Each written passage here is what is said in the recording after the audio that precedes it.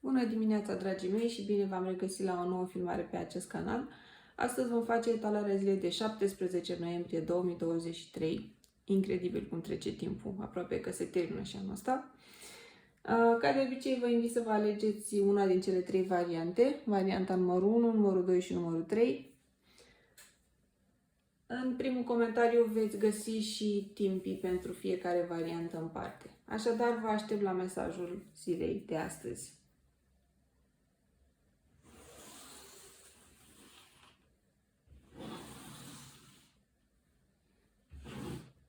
Bun venit, numărul 1.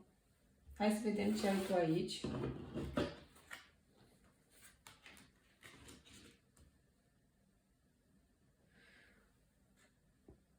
Bun.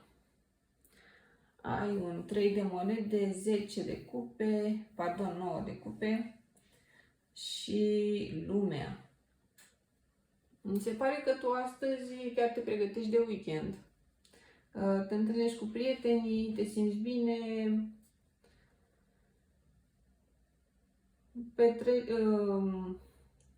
petreci, da, sigur, petreci, dar mai degrabă planifici. Planifici să petreci un weekend minunat alături de prietenii tăi. Multă distracție, multă voie bună. Tu chiar te pregătești de weekend, cu toate că timpul de afară nu e foarte prietenos, dar na, pentru perioada asta anului e ok. Probabil că veți merge, nu știu, într-un club sau la unul din voi acasă. Cu siguranță voi veți petrece în acest weekend. Hai să vedem și ce mesaje adiționale avem. Uite, cum ți-ai cunoscut primul prieten, cel mai bun prieten, care este cel mai bun sfat pe care l-ai primit vreodată, care sunt acele reguli pe care refuzi să le încalci,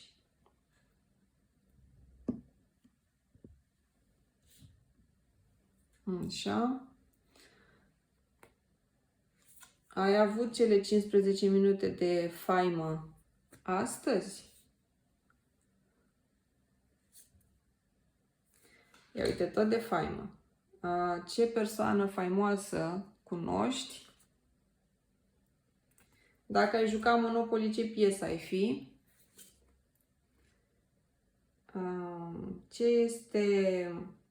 Ce ai făcut când erai mic, iar părinții tăi își aduc mereu cu bucurie aminte și povestesc prietenilor? Ce de întrebări? Poate sunt întrebări pe care să le pregătești pentru întâlnirea cu prietenii tăi și să te gândești înainte. Așa. Uite, ce anotimp ți se potrivește personalității tale? Care este cel mai nasol lucru care ți-a întâmplat vreodată în timpul unei întâlniri? Întâlniri date, adică întâlniri de iubire, da? Și, de asemenea, ce oportunitate ai pierdut? Oportunitate legată de bani sau de iubire ai pierdut și acum o regreți. Deci toate astea sunt întrebări la care să te gândești în timpul weekendului sau înainte de a petrece cu prietenii tăi. Poate îți vin și anumite idei cum să faci glumițe legat de aceste situații și să aveți un timp frumos alături de prieteni. Da, tu, ce să zic, petrecere frumoasă și să nu uiți totuși să te și odihnești. Weekendul e scurt, lucrurile frumoase trec repede. Să ne revedem cu bine luni. Pa, pa!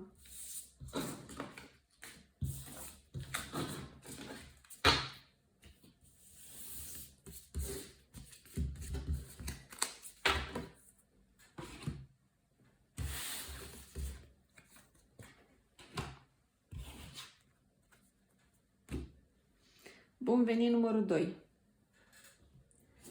Ia să vedem ce avem noi aici pentru tine. Wow, rata norocului. Numai cărți bune. Nu chiar. Ok.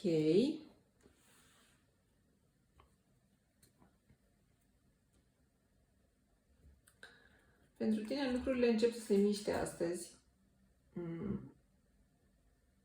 nu știu, se mișcă ceva, începe să prindă contur,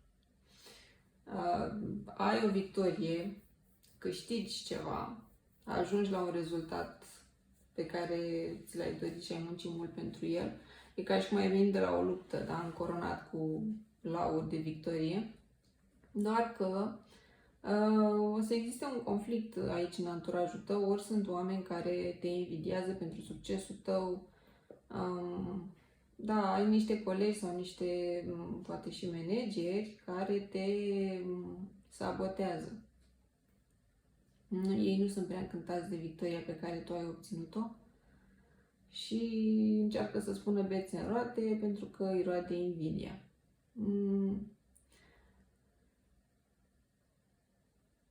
Pentru tine, sfatul ar fi să, știi cum se zice, câinii latră, ursul merge. Lasă-i pe ei să fiarbă în sub propriu și tu bucură-te de această victorie pe care ai avut-o și păstrează-ți vibrația înaltă și mergi înainte. Hai să vedem ce mesaje ai tu pentru această zi. Este ceva anume ce nu vei experimenta niciodată și dacă da, de ce?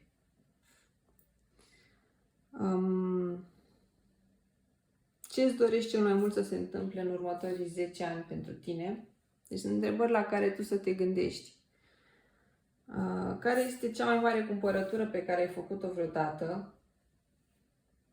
Da, să te gândești la posibilitățile tale financiare de până acum sau cum ai reușit să faci acea cumpărătură, probabil că ți-ai dorit-o foarte tare.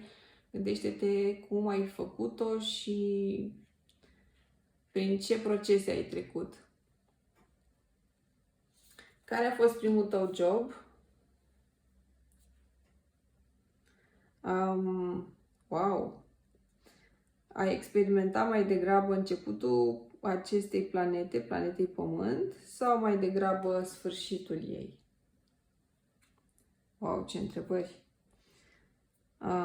E ceva ce n-ai face niciodată, ce n-ai repeta să faci niciodată în viața ta?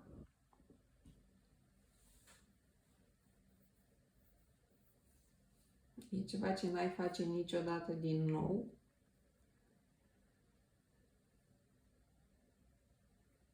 Cam astea sunt mesajele pentru tine.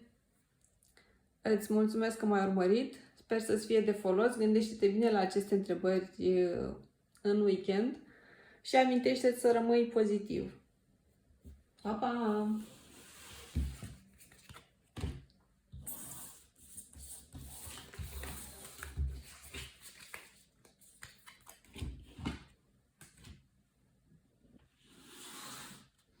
Bun venit numărul 3. Ia să vedem. Ok. Ce avem noi aici? Păi...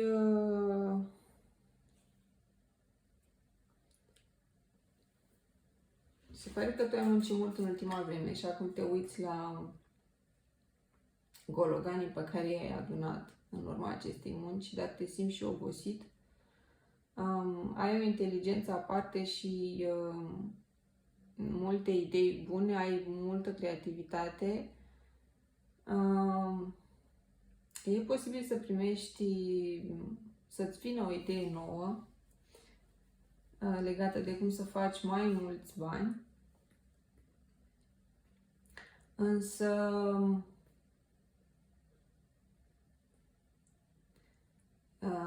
se întâmplă aici cu acest valet de spade.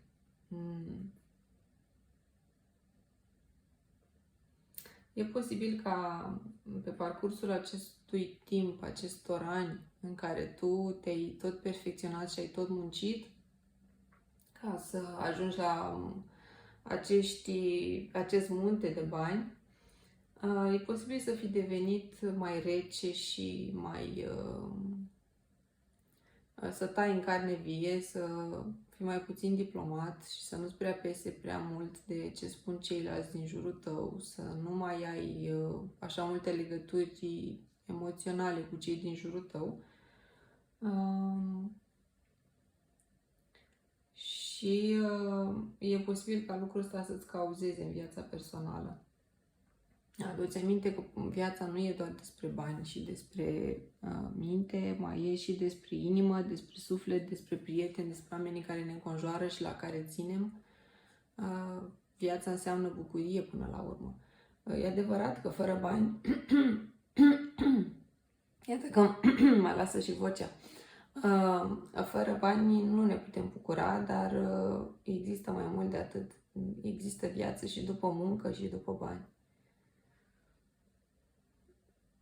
Da, adu-ți aminte că noi nu suntem doar mintea noastră. Hai să vedem ce mesaje ai la care să te gândești în acest weekend. Wow, și primul mesaj este foarte deep. Mai degrabă ai prefera... Nu, scuză-mă.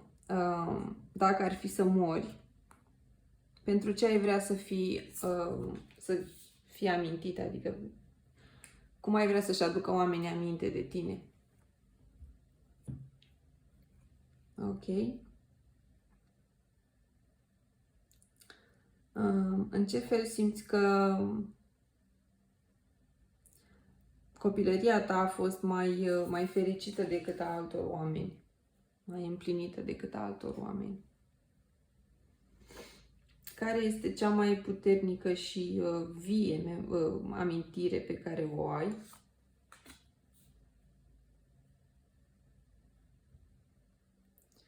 Cine a fost prima ta iubire și când? Care a fost prima ta mașină? Care a fost primul album sau prima muzică pe care ai cumpărat-o? Care a fost cel mai nebunesc lucru pe care l-ai făcut sau cea mai nebunească petrecere la care ai fost? Și care este cel mai nasol șef pe care l-ai avut și de ce?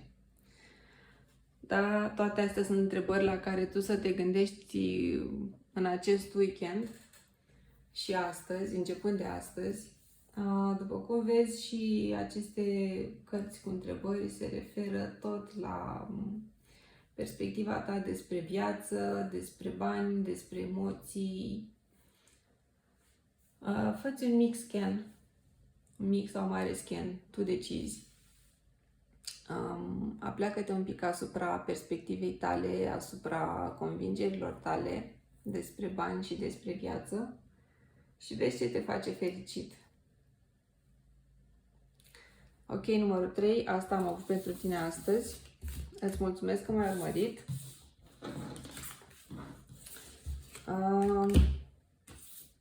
Dacă ți-a plăcut, te invit să dai un like, un share, un subscribe, să comentezi și să ne vedem cu bine și la alte filmări. Te-am pupat, pa, pa!